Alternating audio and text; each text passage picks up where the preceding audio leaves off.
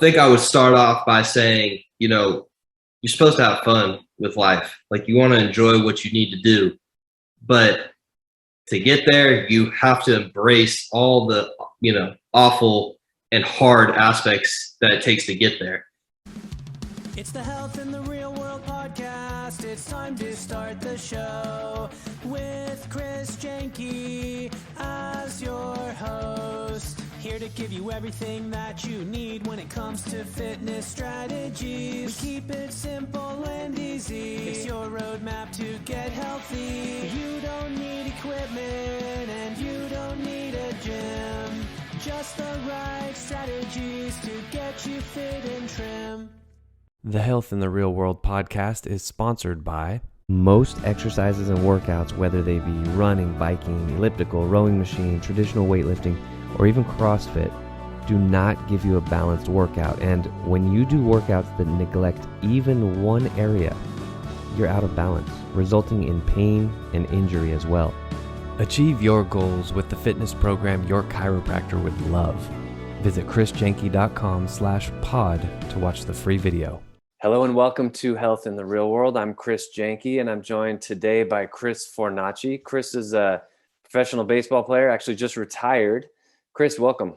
Thank you. Thank you for having me, man. Appreciate it. Yeah, absolutely. Absolutely.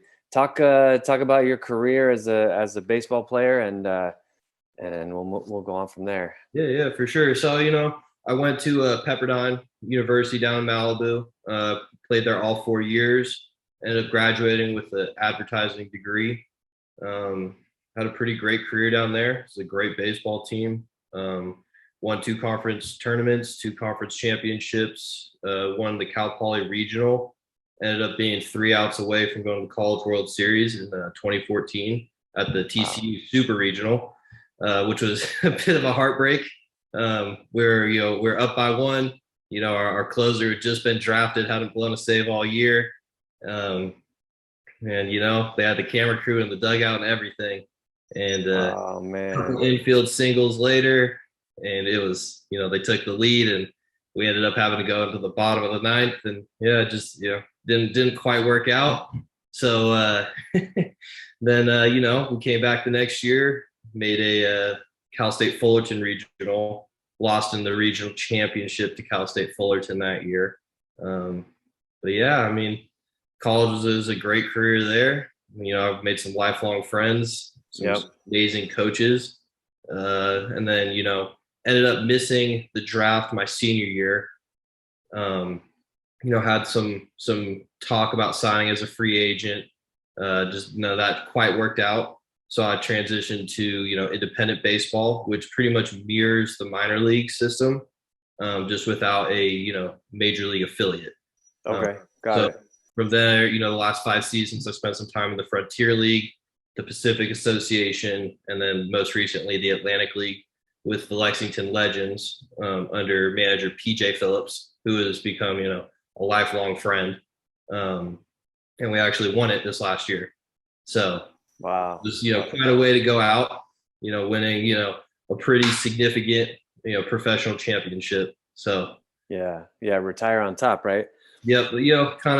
Kind of everything just kind of pointed to me feeling like that was the time to call it, Right. I accomplished a lot in my career, more than anybody really was going to give me any thought of accomplishing.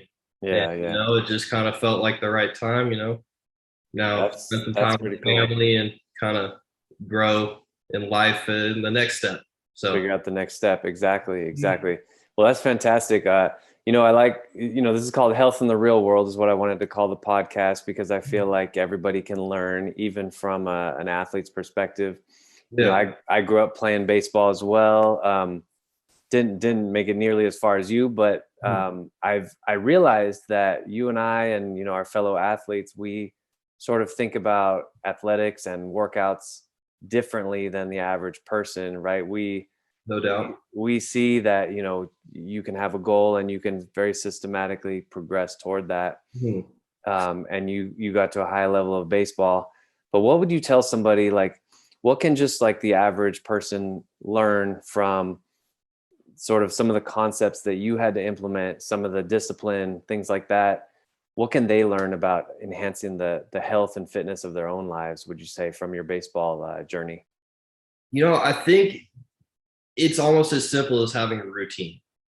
And if you have routine, then you know where you need to be and what you need to do, each part of your day. And I think it gets lost where some people feel like they don't have enough time during the day to do it. And if you really start looking at, the amount of hours you have, there's always some sort of time where you can carve out a routine, whether it's, for just like a hike or a walk, or if, the person does enjoy working out, in the weight room or something like that, then you can create that routine. And that was something that, I really stuck by. I had very regimented routine, probably more than others, but that's because that's what it called for. But, it's not to say that, just because I, spent, 8 o'clock in the morning to, 1 in the afternoon preparing for the next baseball season doesn't mean that, an hour here, 30 minutes there doesn't create a solid routine for somebody to just, be healthy. Yeah, absolutely. That can really create a valuable kind of daily health routine. So what do you do now? You mentioned you used to, 8 a.m. to 1 p.m., probably batting practice, fielding practice, Yeah, all of it. everything, all the stuff, right? Working on the signs, Mm-hmm. you know, the arm, the speed, the strength, probably lifting weights, stuff like that. Yep. What about now? Like you're not actively, pursuing professional baseball anymore. You still want to be healthy. Like what kinds of routines are you doing for yourself now? So I'm actually coming off of knee surgery. About halfway through this last season, I tore my meniscus and cartilage in my patella. So I had surgery back in November. So I'm still I spent the last 4 months rehabbing. So it's only been, within the last month or so that I've been able to start getting back into a normal routine of working out. Excuse me. I really enjoyed the weight room, which I know I had a lot of friends and, guys I played with they didn't really enjoy it.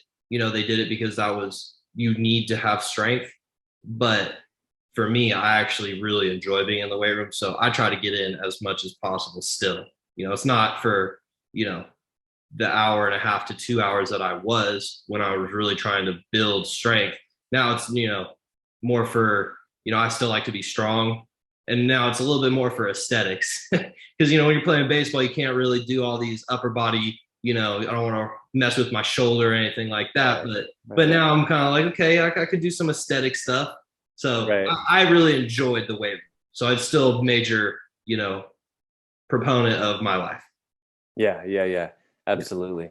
Well, it's interesting you say that because I mean, depending on how much somebody knows about baseball, like I know, Mark McGuire, for example, was like a big, hero of mine growing up. And, I'm in the Bay Area, so he was on the A's for a while. Yeah.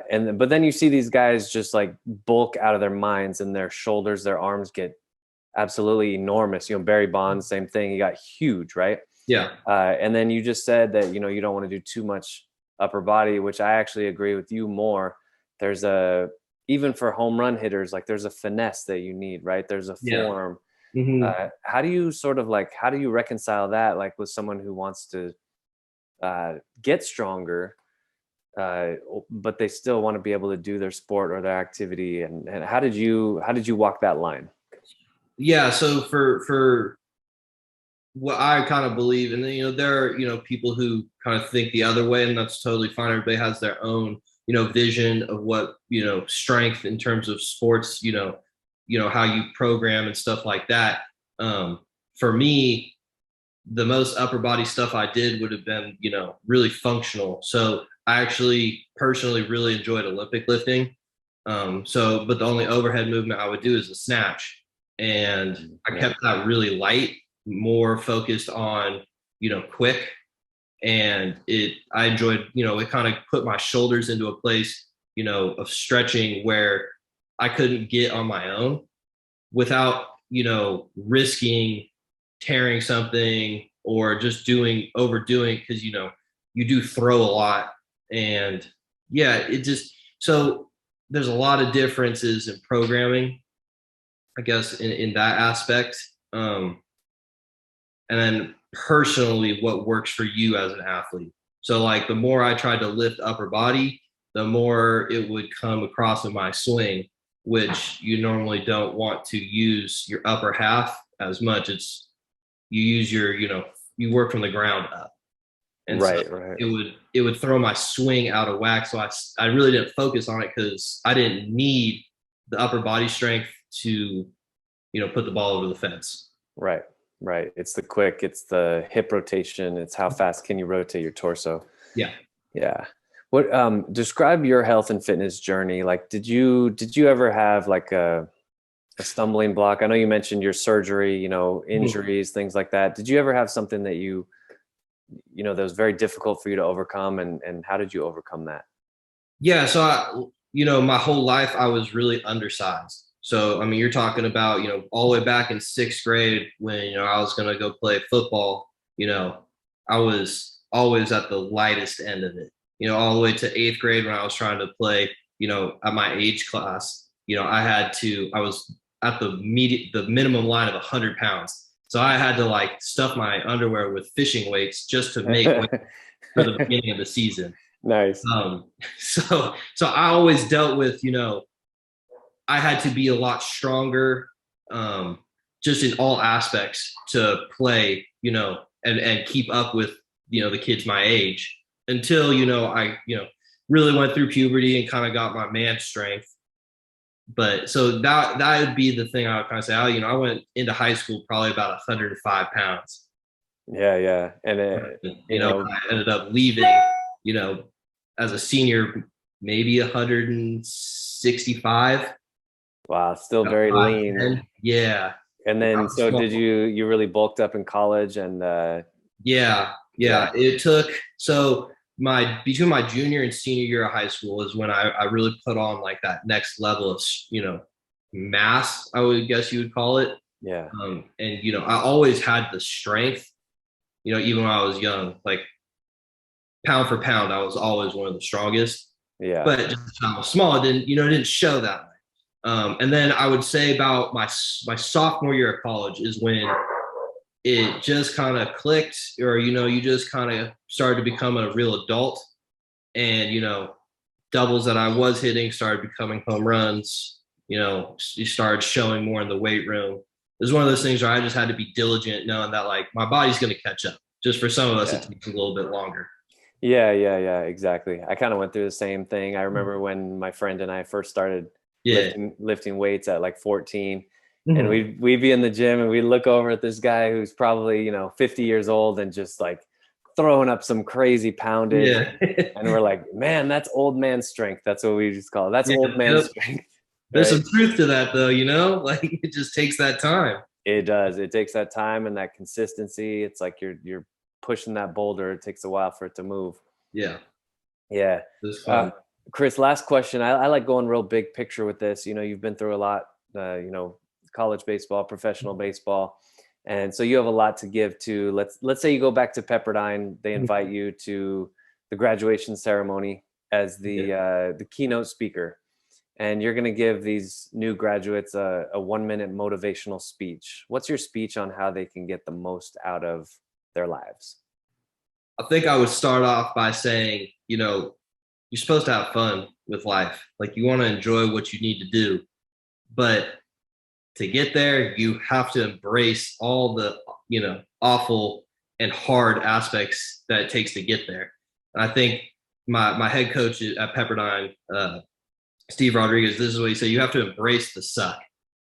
And that's one of the things I never put it into words, but all the training, everything you do to get and accomplish your goal, whether it's on the field, in your job, or just in life in general, embrace the suck, because that's the funnest part. When waking up at 5:30 in the morning because you got to get stronger, or you're staying up until 11, 12 at night because you got to do homework. or work, like that's the stuff that's supposed to be the funnest. And that's really what I would try to pass along to anybody is embrace the suck, because that's how you're gonna get to where you want to go.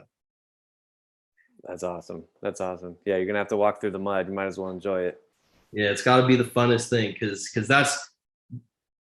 the games are awesome, but for me, like everything I did in the off season, that was the most fun. Grinding with my buddies, all that sort of stuff. Yeah, that's awesome.